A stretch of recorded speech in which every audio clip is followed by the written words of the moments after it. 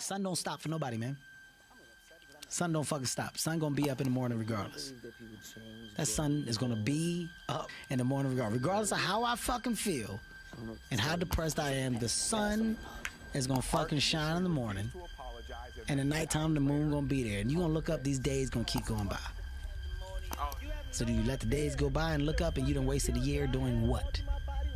Or do you just pick it up? All right, well, gotta figure it out. Made some mistakes. Life goes on. Let me figure out life from this point.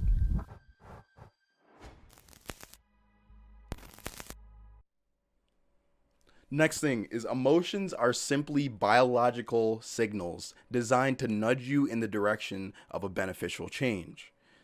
Negative emotions are a call to action.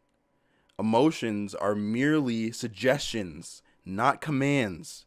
Question them. Things that base their life off of emotion are 3-year-old kids and dogs. You know what else 3-year-old kids and dogs do? They shit on the carpet. I don't want to be a 3-year-old kid. I don't want to base, like, I've never thought about it that way before. Like, I was like, I'm not feeling this. No. Like, what is that doing for me? Like, I was going to say, what is that doing for anyone? But, like, it's me. What is that doing for me? Like, I was the type of person that's like, if I just don't feel like, if something's off, just like a little bit off, I'm just like, shit, I'm not doing the right thing. Like, oh no, should I be doing something else? Like, is this it? Like, I don't know. And I would just get into that mindset, and it's such a toxic thing, and I didn't realize it sooner. So question your emotions. Ask yourself, like, okay, this made me feel a certain way, but why? Is it because it was a genuinely fucked up thing? Like, what was their intent when they were doing it? Like, there's so many different things that need to come into play, and that's maturity.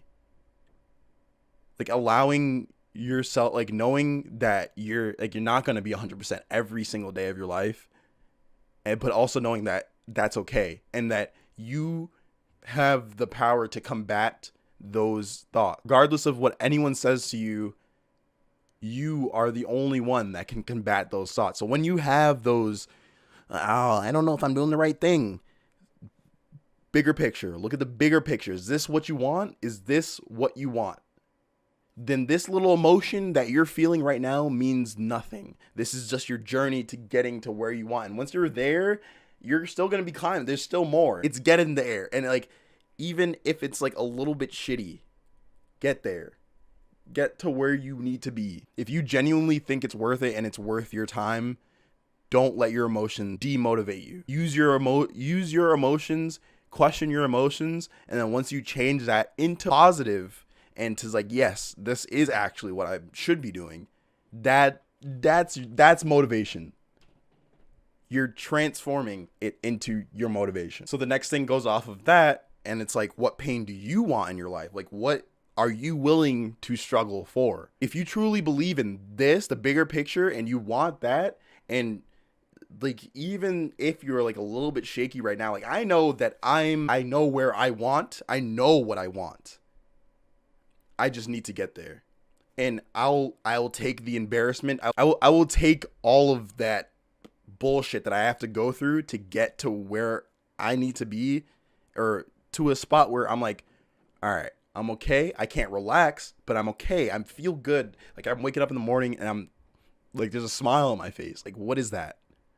I've never experienced that before. The next thing I have written down is don't be Jimmy, and that's page 44. I just wrote it in like parentheses, just so I didn't really want to write down everything that Jimmy did, but don't be Jimmy, page 44, parentheses. You don't need to know that, but if you're looking in the future, Jordan, there you go. Entitled people need to feel good even if at the expense of people around them. True measurement of self-worth is not through what a person feels about a positive experience, but rather the negative ones. Two mindsets that entitled people have and could switch between is I am awesome and the rest of the world sucks, and I suck and the rest of the world is awesome, so I deserve special treatment. What most people don't correctly identify as entitlement, and which I didn't identify as entitlement, are those people who feel inferior and unworthy of the world. Victimizing requires just as much selfishness as the opposite. We all know the entitled person that's like, I'm the best, fuck you. And they would run, like they wouldn't run. We all know that person though. But that number two, that person that I was, that's also in itself selfish and entitlement. And once I realized that coming out of the situation that I was in, and I kind of realized that on my own, like a day or two after, I was like, shit, maybe I was 100% wrong. And that's like the hardest thing, is accepting that like you are toxic and you need help. Like it's no one else's problem but yours. And I never viewed that as being selfish. Like I always thought I thought of other people too much, and that's why I feel this way. And that's why I get anxious about other people. But it's really the opposite. I'm just too selfish to realize that it's not all about me. Not everybody, like me walking down the street, not everyone's looking at me. Maybe there's like 2 or 3 people looking at me, but not everyone's looking at me. Like that's just like a selfish way of like thinking about it, honestly. And I never thought about that before until all this shit. And the last thing before the end of chapter 3, people that become great at something become great because they understand that they're not great and that they can be much better. If you are lost, read this book. Do this. Write down notes. Write down the things from the book that make it into your life. And,